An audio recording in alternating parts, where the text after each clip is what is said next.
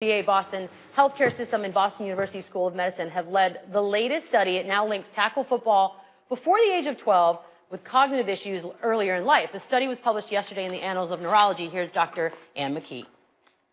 We found in the football players who started to play tackle football before the age of 12, when they were compared to other football players who started after 12, they had an onset of their symptoms earlier by an average of 13 years. So that indicates that their brain resiliency, the healthiness of their brain was changed by playing tackle football earlier than age 12.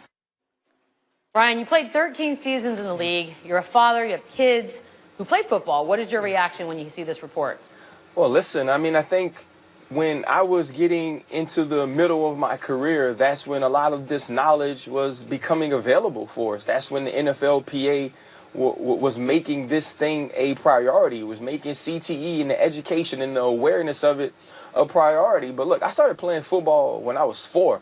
And from the age of 4, I only knew how to play it one way. My dad only taught me how to play it one way, and that's what I did. And every job I've ever had in life has been because I played the game of football. So I wouldn't change my journey. I wouldn't change the people I've met, the things I've been able to do, because I know my life is different because of the sport. Even with this information out, I asked my son, did he want to play? I let him play flag early on, but he was playing tackle football at 8, and I've tried to teach him to be a different football player than I am. I've tried to teach him ways to keep himself safe, keep his head out of tackles. But this game is inherently violent. This game is going to put you in some positions for these type of injuries, for these types of situations down the line, and symptoms from CTE maybe earlier than other people. But I believe that's part of it. And I also believe that everybody has the right to make their choice. You can choose to play the game or you cannot.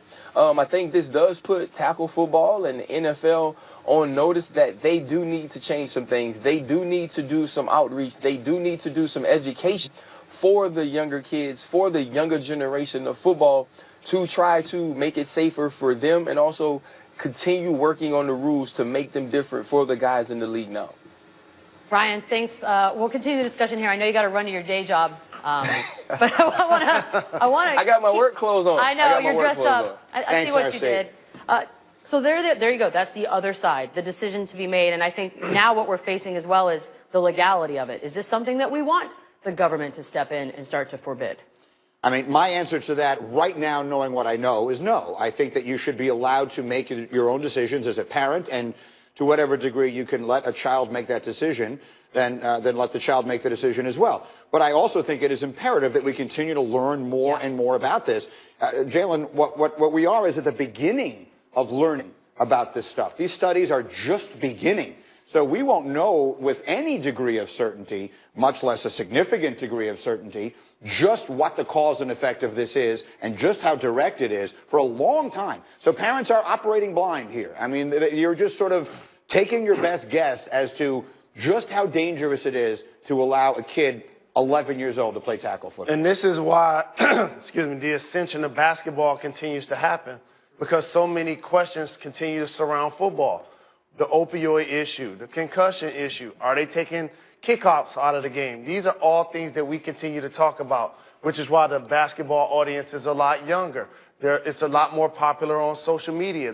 The popularity of the players literally trumps that of the top players in the NFL. So this have allowed other sports to flourish, and I think basketball is taking advantage of it. Yeah, that's fair, and that's true. That said, people still love football in this country. Absolutely. And football is not in and of itself, whatever your feelings of negativity might be towards some things that are happening in the NFL, football is by no means in and of itself a negative. It is a huge positive. It's a huge opportunity for hundreds of thousands of kids, or certainly tens of thousands of kids in this country, who get the opportunity to go to college, who might not otherwise have that opportunity, who learn valuable lessons. I've spent enough of my life around football players, I know you have as well, to know how valuable they believe the life lessons they learned from playing that game have been in their lives, even if football didn't become their life.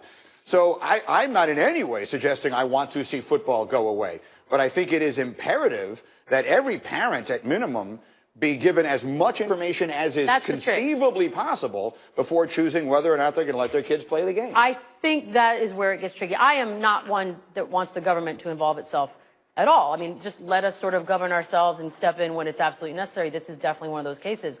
What I think makes this a little bit more of a gray area is that we are discussing children. So when you're 8, 9, 10, 11 years old, you have zero clue what's in your best interest for the long term, and rightfully so, you're not supposed to know anything about that. What worries me, or what I think the concern here is, when this kid goes and plays football and continues on, comes back to his parents at 26, 27, 29, and starts to show these signs of CTE, asking his parents, why did you let me do it? And I think that's where this starts to get tricky. You know, with a seatbelt, they make us wear the seatbelt. We're 16 years old and up at that point on. So at that point, yeah, we can consciously make our own decisions. We know what's right and wrong, what's best for us.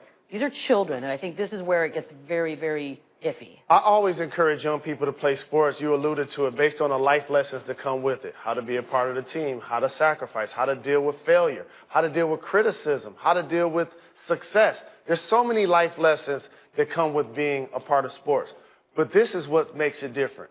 When you get into sports when you're young, whether it's a coach, whether it's a trainer, whether it's a parent, they're going to try to teach you endurance. And a lot of that endurance is playing through pain, playing through when you feel fatigued, playing when you feel like you can't go any further. What makes this different is this is the brain. Yeah.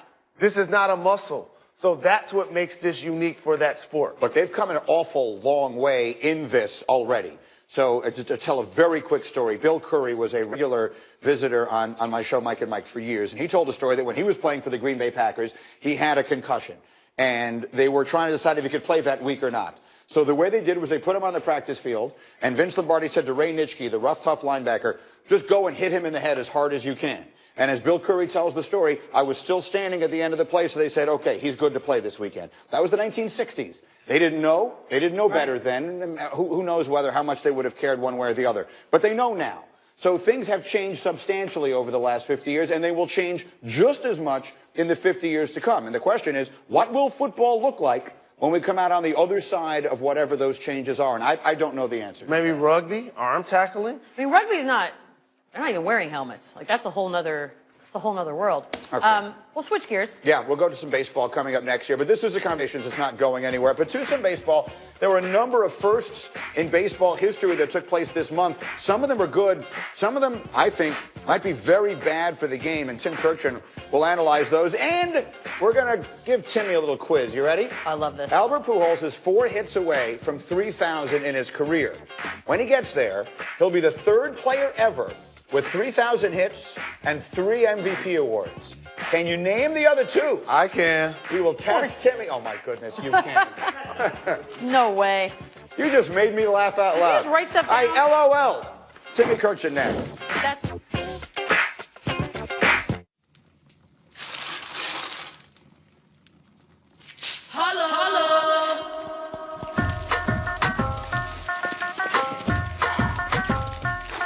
New Mountain Dew Ice, a clear, refreshing lemon lime dew. Insurance that won't replace the full value of your new car? You're better off throwing your money right into the harbor. Gonna regret that. With new car replacement, if your brand new car gets totaled, Liberty Mutual will pay the entire value plus depreciation. Liberty stands with you. Liberty Mutual Insurance. This spring, no matter where you live, the Home Depot can help your garden thrive. With regionally selected plants that thrive where you live. Soils that control moisture in any climate. And power made easy. It's spring. No matter where you live, own